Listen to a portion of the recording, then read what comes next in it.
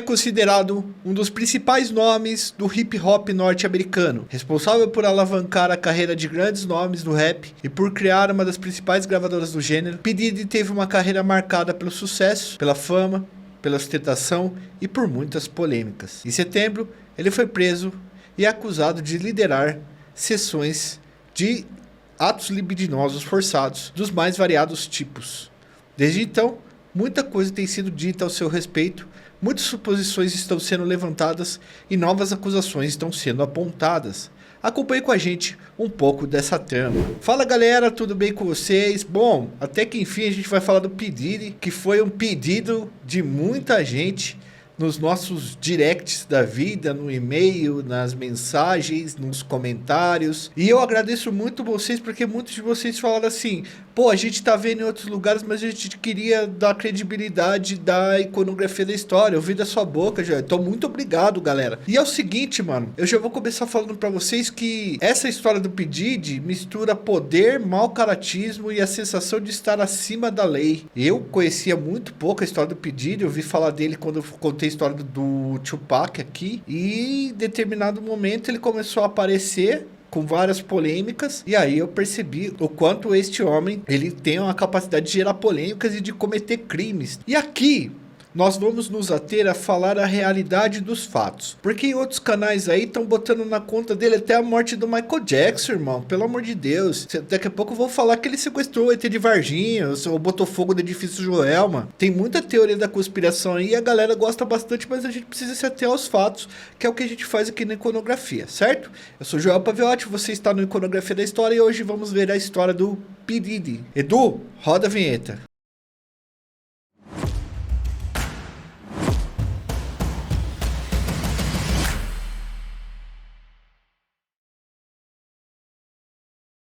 Pessoal, no dia 16 de setembro de 2024, o rapper americano Sean John Combs, conhecido como P. Diddy, mas foi conhecido já como outros nomes aí, foi preso acusado de, olha, a gente vai ter que trocar alguns nomes aqui por eufemismos, mas aí aparece aqui embaixo escrito para vocês conseguirem entender com algum asterisco e tal. Mas ele foi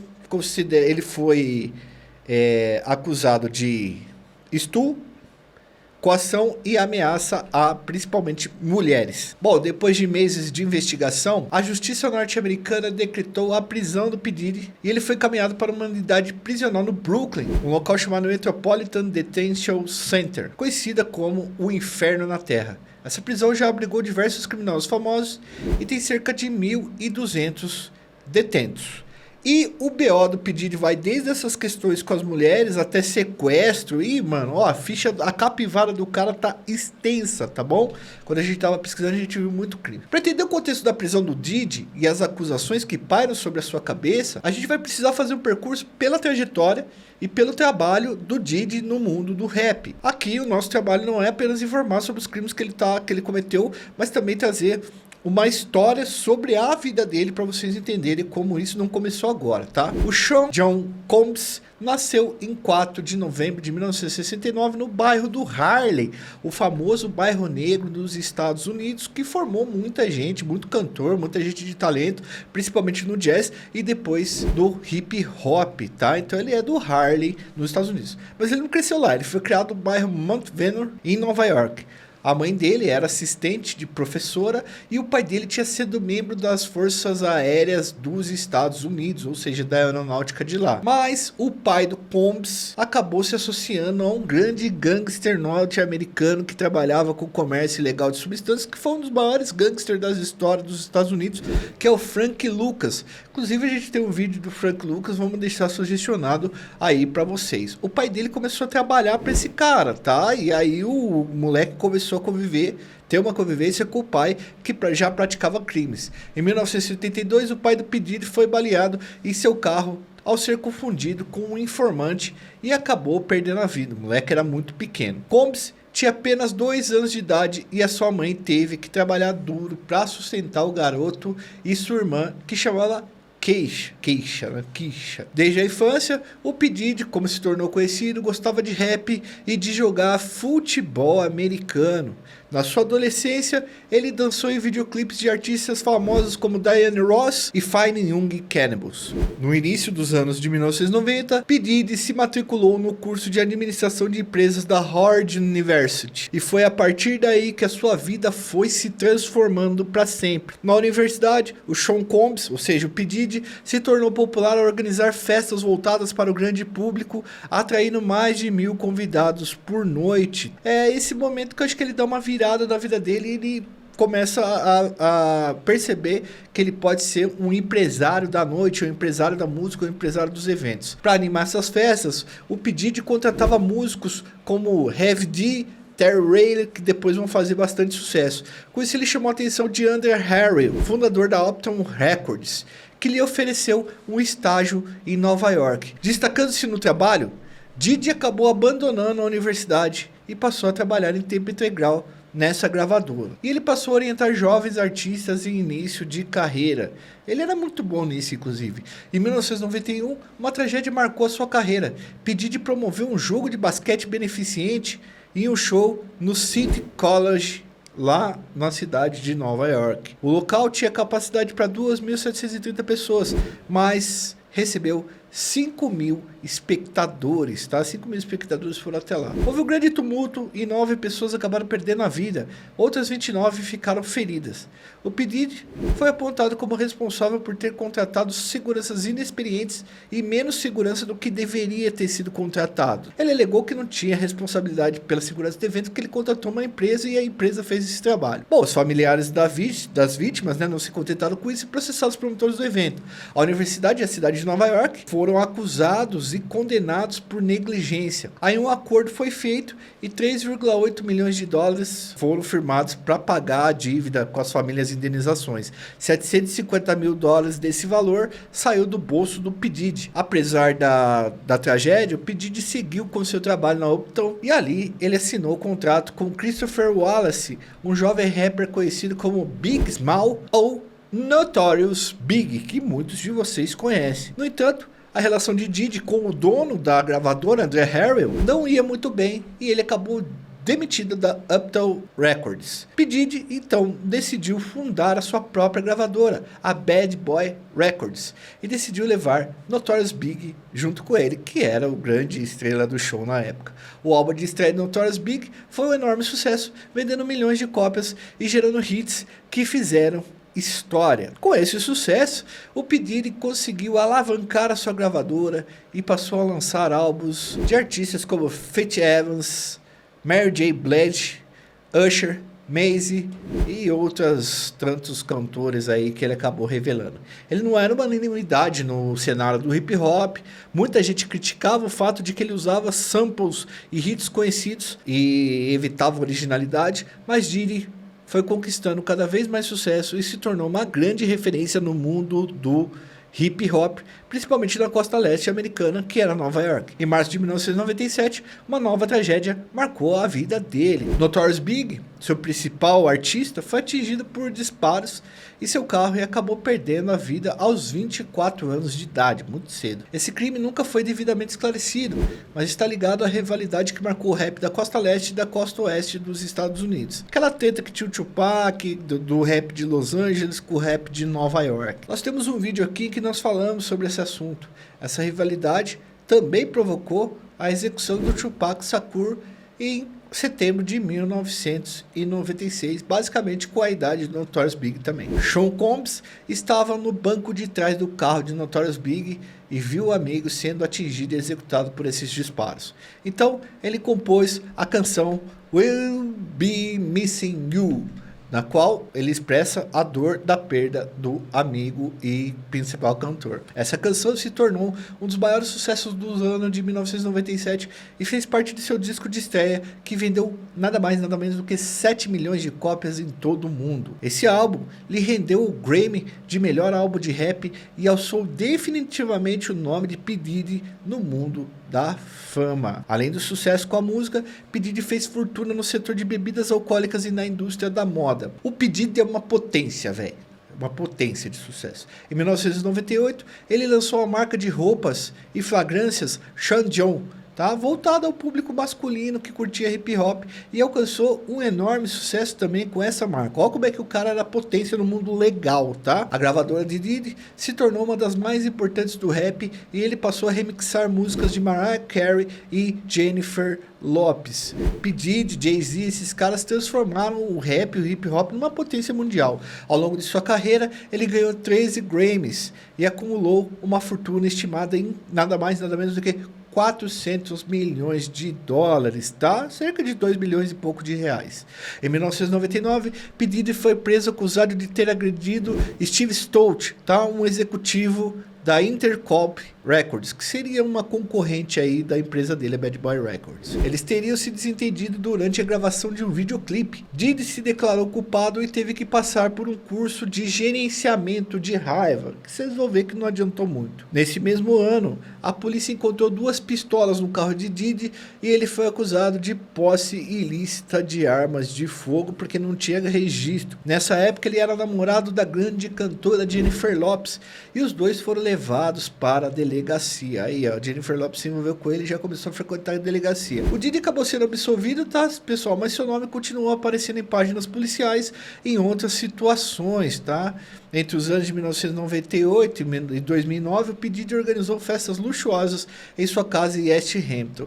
Ele foi parar na polícia também por várias outras coisas. Teve uma boate que ele tava, que ele trocou tiro junto com os seguranças. O cara também era irredutível, velho. A ideia inicial dessas festas na East Hampton era reunir a alta sociedade de Long Island, misturando artistas, grandes empresários, personalidades do mundo de entretenimento, tá?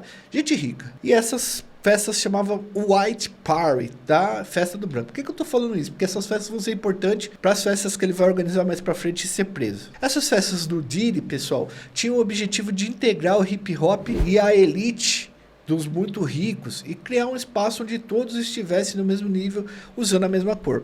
É interessante porque o Diddy ele queria quebrar uma espécie de preconceito que as elites de Nova York tinham contra o hip hop. E ele fez isso a partir dessas festas. Com o passar do tempo, as festas foram ganhando patrocinadores e se expandiram para cidades como Los Angeles e St. Tropez. Todos os convidados deveriam vestir-se completamente de branco. Em uma entrevista, Diddy descreveu sua White Party da seguinte maneira, abre aspas, era uma mistura maluca. Tinha alguns dos meus rapazes do Harley, Leonardo DiCaprio recém-saído das filmagens de Titanic, eu tinha pessoas da alta sociedade, familiares do sul, havia 200 pessoas sentadas aqui, apenas curtindo um churrasco caseiro e de todas as classes sociais. Fecha aspas. Mas essas festas, pessoal, estavam bem distantes de ser um suposto ambiente familiar. Elas eram marcadas por todo tipo de excesso. Substâncias ilícitas, nudez, atos libidinosos, consentidos e não consentidos. Em um vídeo que tem circulado nas redes sociais, o P. Diddy aparece de pé, com uma taça de champanhe na mão, afirmando em uma das festas, abre aspas, as crianças têm 1 hora restante. Depois disso, isso se tornará algo para o qual todos, quando crescerem, vão querer vir. Então vamos começar a nos mexer, guardar as crianças e está tudo bem. Fecha aspas. O que ele estava falando aí é que era pro negócio começar a virar uma sacanagem geral. Segundo alguns convidados, essa festa ia ganhando esse tom mais adulto e começavam os excessos até 2, 4 horas da manhã. E aí uma boa parte dos convidados já tinha ido embora, só ficava a galera da loucura. Por que a gente tá falando isso, galera? Porque foram essas festas que deram início à construção de um ambiente sem lei e sem juízo por parte do P. Diddy e dos seus convidados. Ao falar sobre essas festas, que eu disse para você do branco, o empresário Tom Swope afirmou que as festas tinham umas camadas. Primeiro começava com uma entrada geral, todo mundo se divertindo, e depois essa festa se fechava, e aí ela virava um verdadeiro espaço para uso de substâncias ilícitas e tudo quanto é tipo de abuso do prazer, se é que vocês me entendem, as coisas, os atos libidinosos cheios de suores feitos em pró a Satanás. De acordo com o Soap, Diddy convencia seus convidados a realizarem práticas libidinosas em troca de dinheiro ou de oportunidade na indústria da música. Então ele fazia um piquenique de figurões no meio da madrugada lá. A lista de famosos que participaram de suas White Parties é bastante extensa. Vamos citar alguns deles, por exemplo, Leonardo DiCaprio, Mariah Carey, Tommy Lee, Pamela Anderson, Ashton Kutcher, Justin Bieber, Jay-Z, tá? David Blaine, Kelly Osbourne, Paris Hilton, tá? Khloe Kardashian, nossa, quanta gente, velho. Aretha Franklin, Beyoncé, Dona Karan, Ivanka Trump, é uma galera que é nesse peão. Jennifer Lopez foi namorada de Diddy entre 1999 e 2001. Ela circulava como anfitriã nas festas da época e que manteve o seu relacionamento com o Diddy. Mas não foi só esse glamour de excessos que foi marcado a vida do Diddy. Ele também esteve envolvido em diversas ocorrências policiais e agora tem seu nome envolvido num enorme escândalo, o qual a gente vai começar a falar um pouquinho mais para frente. Em 2003, o ex-presidente de sua gravadora processou o próprio Diddy, dizendo que o Diddy o ameaçou com bastão de beisebol e forçou ele a assinar a transferência das ações da sua empresa. Na época, o Diddy negou as acusações e afirmou que elas eram uma completa fantasia. Em 2005, ele convenceu a cantora Cassandra Elizabeth Ventura, mais conhecida como Cassie, a firmar um contrato de 10 álbuns com a sua gravadora. Em 2008, o primeiro álbum de Cassie foi lançado e ela iniciou um relacionamento com o Diddy. Isso vai ser conturbado demais. Foi justamente a Cassie Ventura uma das pessoas que apresentou as denúncias de abuso contra o Diddy. De acordo com um processo civil apresentado em dezembro de 2023, o Diddy abusava do poder econômico e usou disso tudo para um relacionamento abusivo e manipulador e coercitivo contra a Cassie. Galera, tem vídeo, tem foto dele arrastando a Cassie, dele dando uns tapas na Cassie, áudio dele humilhando ela. Conforme a ação judicial, Diddy era bastante violento, ele chutava e agredia a Cassie, deixando-a com olhos roxos, hematomas e com sangramento. Em maio de 2024, a CNN publicou imagens de câmeras de segurança que mostram o Diddy agredindo a Cassie. Como eu falei para vocês, e virou um escândalo. E ele agarrava, jogava no chão, como eu disse para vocês. Cara, xingava a mina de tudo quanto é nome, assim, num processo muito violento. 2 dias depois da reportagem, o Diddy postou em suas redes sociais um pedido de desculpa, chorando até assim, com o rosto bem abatido. É o famoso quem me conhece sabe, tá ligado?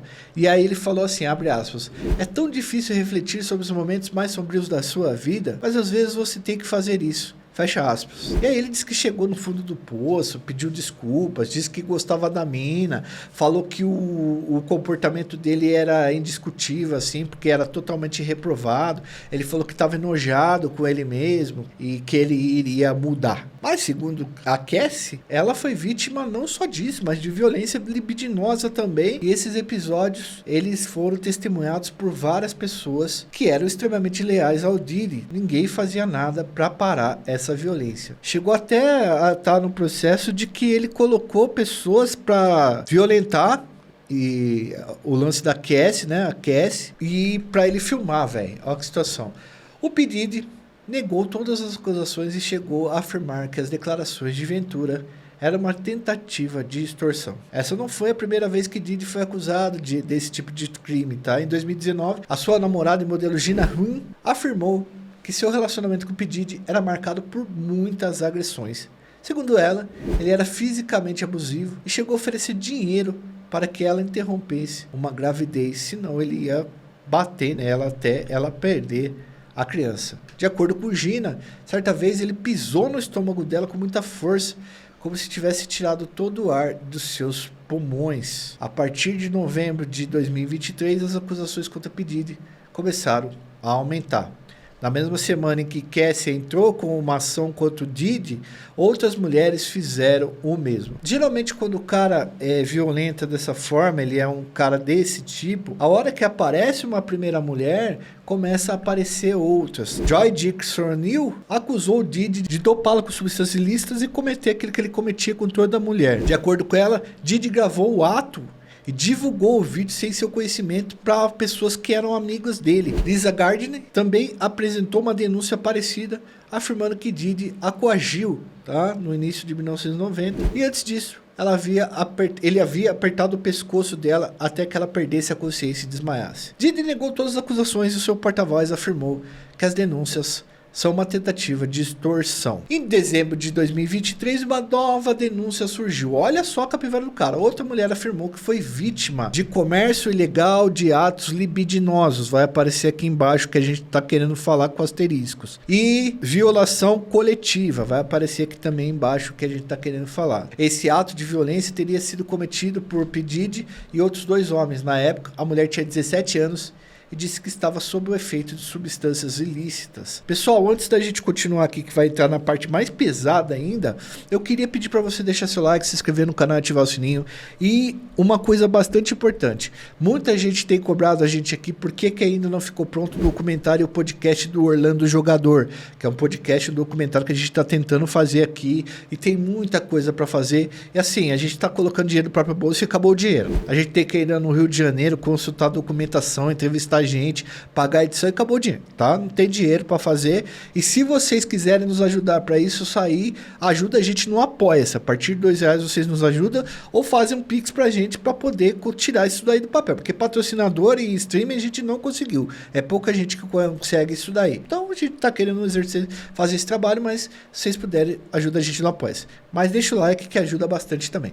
Bom, diante das acusações, P. Diddy fez uma publicação em suas redes com as seguintes afirmações. Abre aspas. Já basta. Nas últimas semanas, tenho percebido um silêncio e visto que pessoas tentaram acabar com o meu caráter, destruir a minha reputação e o meu legado. Foram feitas alegações doentias contra mim por indivíduos que querem ter um dia de pagamento rápido. Permita que eu seja absolutamente claro. Não fiz nenhuma dessas coisas horríveis alegadas.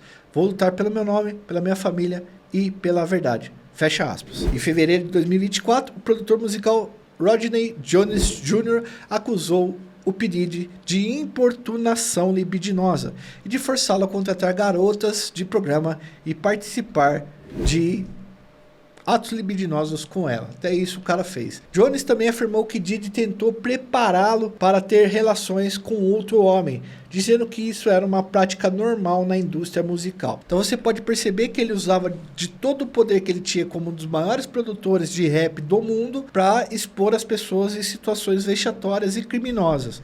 Um mês depois das acusações, agentes federais fizeram buscas na propriedade do P. Diddy em Los Angeles e Miami. Os agentes apreenderam computadores e outros dispositivos eletrônicos. No dia 16 de setembro de 2024, P. Diddy foi preso em um hotel em Nova York. 3 acusações foram apresentadas contra ele: extorsão, comércio de atos libidinosos, que vai aparecer aí embaixo também o que é, por meio da força, fraude ou coerção e transporte para envolvimento de atos libidinosos pagos. Tá? De acordo com os promotores do caso, P. Diddy organizava eventos chamados Freak Offs. E preste atenção nesse nome, porque essa é a principal acusação do P. Diddy e é por isso que gerou muito mais todo esse escândalo, é o que veio à tona e o que os procuradores e promotores vão querer jogar nas costas dele e condená-lo por conta disso. Eu acho que os Estados Unidos foi muito esperto, porque ele colocou a maioria das pessoas para acusarem dele, pessoas negras, mais de 60% se eu não me engano. Por quê, galera? Muita gente, isso é bobagem. Não é. Muitos criminosos negros famosos, como por exemplo o J. Simpson, quando eles estão no tribunal, eles apelam para a questão racial nos Estados Unidos,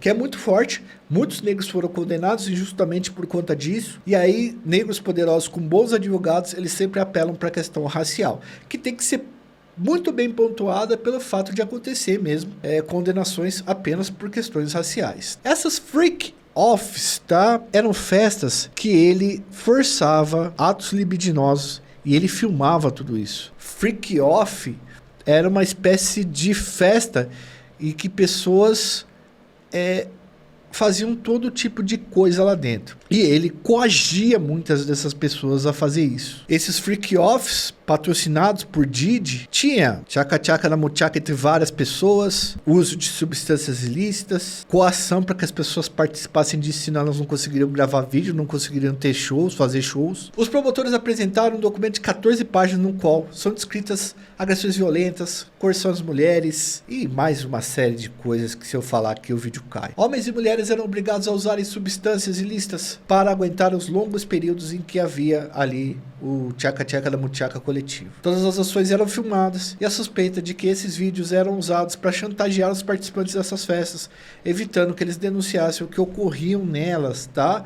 E mais tarde que eles fizessem shows ou entrassem na gravadora ou devessem um favor obrigatório ao P. Diddy, como se fosse um dossiê. De acordo com o promotor Damien Williams, abre aspas, quando não conseguiu o que queria, ele era violento, chutava e arrastava as vítimas, às vezes pelos cabelos. Fecha aspas. Veja o que diz um dos trechos do documento que a gente conseguiu aqui, que foi apresentado pelos promotores de acusação.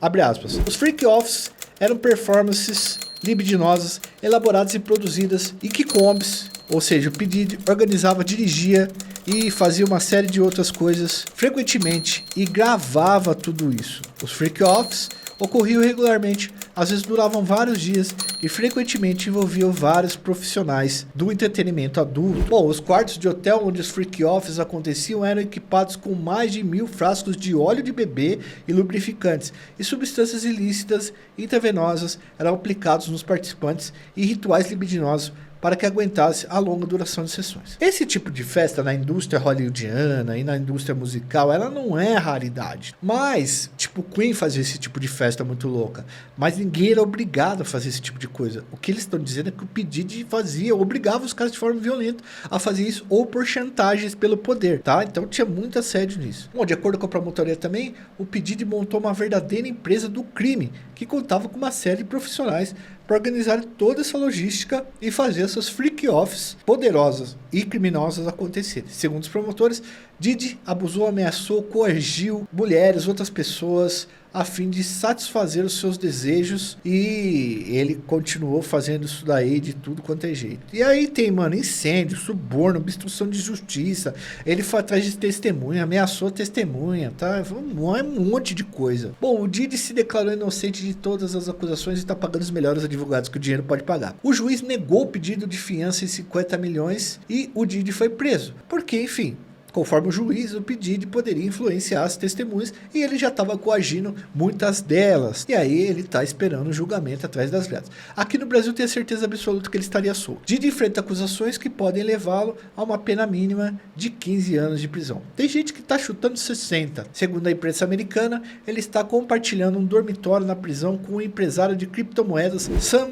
Bankman-Fried, que já dirigiu uma empresa avaliada em bilhões, mas foi condenado por múltiplas acusações de fraude em março de 2024 agora, tá? Ele está recorrendo. Conforme matérias publicadas na imprensa, o P. Diddy estaria paranoico dentro do presídio e tem se recusado a ingerir refeições que lhe são oferecidas por temerem estarem envenenadas. De acordo com seu advogado, Mark Agnifilo, o Diddy está ansioso para testemunhar e contar a verdadeira história. Segundo o advogado, P. Diddy acredita que ele pode mostrar ao mundo que é um homem negro e que pode vencer uma corte federal, e que ele está sendo acusado por questões raciais tão comuns nos Estados Unidos, mas que na verdade o que ele está fazendo é meio que usando essa causa para dizer que ele está sendo perseguido.